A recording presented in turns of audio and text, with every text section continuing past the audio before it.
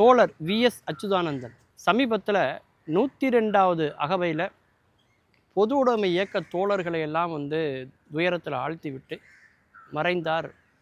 Vs என்று எல்லோராலும் அழைக்கப்படக்கூடிய தோழர் விஎஸ் அச்சுதானந்தன் அவர்கள் கேரள மாநிலத்தில் ஆலப்புழா என்ற மாவட்டத்தில் புன்னப்புழா அப்படிங்கிற பகுதிக்கு பக்கத்தில் இருக்கக்கூடிய பரவூர் அப்படின்னு சொல்லக்கூடிய ஒரு சின்ன ஊர்.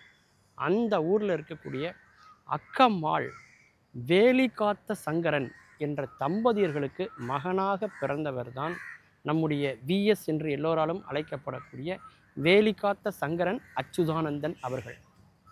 நம்மை விட்டு அவர் மறைந்திருந்தாலும் கேரள மக்களுடைய மனதில் இன்னுமே அவர் வாழ்ந்து கொண்டிருக்கிறார் அப்படின்னு சொல்லலாம். அவருடைய வாழ்க்கையே ஒரு பெரிய போராட்டமான ஒரு வாழ்க்கைங்க. அவங்க தந்தையார் ஒரு போர் குணம், விடாமுயற்சி, சண்டை போடணும் அப்படிங்கிற அந்த குணத்தை எல்லாம் அவர் தான் ஏற்படுத்துகிறார் தன்னுடைய பையனுக்கு. துரதிருஷ்டவசமாக 4 வயதில் தன்னுடைய தாயை இழக்கிறார் அச்சுதானந்தன் அவர்கள். 14வது வயதில் அவருடைய தந்தையையும் தோழர் அச்சுதானந்தன் இழந்து போகிறார்.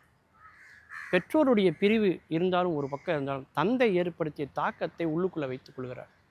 ஏன்னா அப்போது அந்த திருவாங்கூர், அந்த சமஸ்தானம் திருவிதாங்கூர் பகுதி எல்லாமே பார்த்தீங்கன்னாக்க நிலப்பிரபுக்கள், பண்ணையார்களுடைய ஆதிக்கம் அதிகமாக இருந்த காலகட்டம். ஜாதிய பாகுபாடுகள் உச்சத்தில் இருந்த ஒரு சூழல். அப்போது அதையெல்லாம் எதிர்த்து மேலே வர்றதுங்கிறது சாதாரண ஒரு விஷயம் இல்லை இல்லையா? அப்போது இவர் பார்த்திங்கன்னா கேரள மாநிலங்கிறதுனால அங்கே எப்போவுமே தென்னை மரங்கள் அதிகமாக இருக்கிறதுனால அந்த நார் உரிக்கிறது, அந்த நார்லேருந்து கயிறு திரிக்கிறது, இந்த தொழிற்சாலையில் தான் முதல்ல ஒரு தொழிலாளியாக தான் அவர் வேலைக்கு போகிறார்.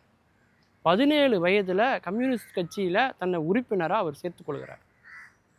அப்போது அவருடைய அண்ணன் அவர் பார்த்திங்கன்னா ஒரு தையல் கடை வச்சுருக்கார். அந்த தையல் கடைக்கு பல பேர் துணியை கொடுக்குறதுக்காக வருவாங்க. இப்போ மாதிரி ரெடிமேட் கடையெல்லாம் அன்றைக்கி அதிகமாக கிடையாது. துணி கொடுத்து அளவெடுத்து தைக்கிறது தான் அன்றைக்கி அதிகமாக இருந்தது.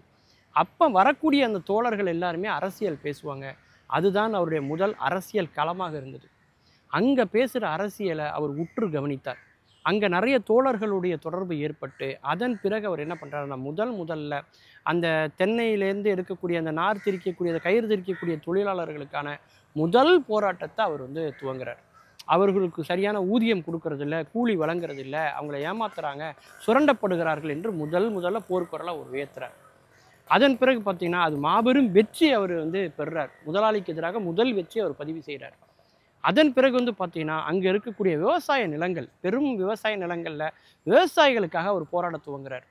பெரும் முதலாளிகள் பார்த்திங்கன்னா அவங்கள சுரண்டுனாங்க, அவங்களுக்கு பல இன்னல்களை விளைவிச்சாங்க. அப்போ தான் திருவிதாங்கூர் சமஸ்தானத்தினுடைய திவானாக இருந்தவர் ராமசாமின்னு ஒருத்தர்.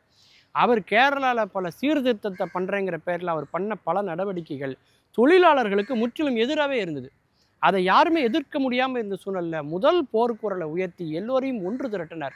அவர் தான் கேரள விவசாய மக்களையெல்லாம் ஒன்று திரட்டி அவர் நடத்திய போராட்டம் தான் பிற்காலத்தில் கேரள விவசாய சங்கம் அப்படின்னு ஒரு அமைப்பாக பிற்காலத்தில் அது மாறுது. அந்த அளவுக்கு அவர்களுக்கு போராட வேண்டும் என்ற அந்த போர் குணத்தை, அந்த விடாமுயற்சி, அந்த தன்னம்பிக்கையை, தைரியத்தை கொடுத்து அவர்களெல்லாம் ஒன்று திரட்டிய ஒரு அரசியல் தலைவராக அவர் உருவாகிறார் விஎஸ் அச்சுதானந்தன் அவர்கள்.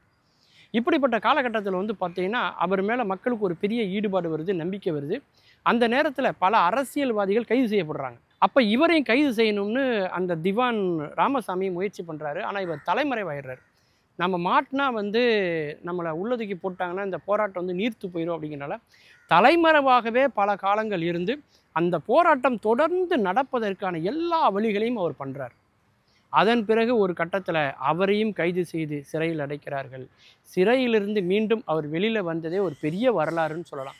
ஒரு பெரிய திரைப்படமாகவே எடுக்கலாம். அந்த அளவுக்கு தாங்க முடியாத பல துயரங்களை அந்த சிறைச்சாலையில் அனுபவித்து உயிர் போய் உயிர் வந்துன்னு சொல்லுவாங்க இல்லையா, அந்த மாதிரி ஒரு போராட்டத்தை அனுபவித்து வந்த ஒரு தலைவர் தான் தோழர் அச்சுதானந்தன் அவர்கள். மக்களுக்காக அப்பேற்பட்ட பாடுபட்டவர். அதனால தான் அவருடைய சட்டமன்ற தொகுதியில் 7 முறை தொடர்ந்து அவர் சட்டமன்ற உறுப்பினராக வெற்றி பெற்றார்.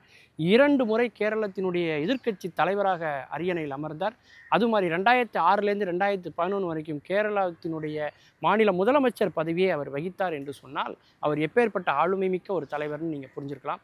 கம்யூனிஸ்ட் கட்சி உடைப்பட்ட போதும் சரி, கம்யூனிஸ்ட் கட்சியினுடைய தலைவராகவும், மார்க்சிய கம்யூனிஸ்ட் கட்சி உருவாவதற்கு ஒரு விதையாகவும், அப்படி கம்யூனிசத்துக்காகவே வாழ்ந்த ஒரு தலைவர் 102வது வயதில் நம்முடைய தோழர் அச்சுதானந்தன் அவர்கள் மறைந்தார்.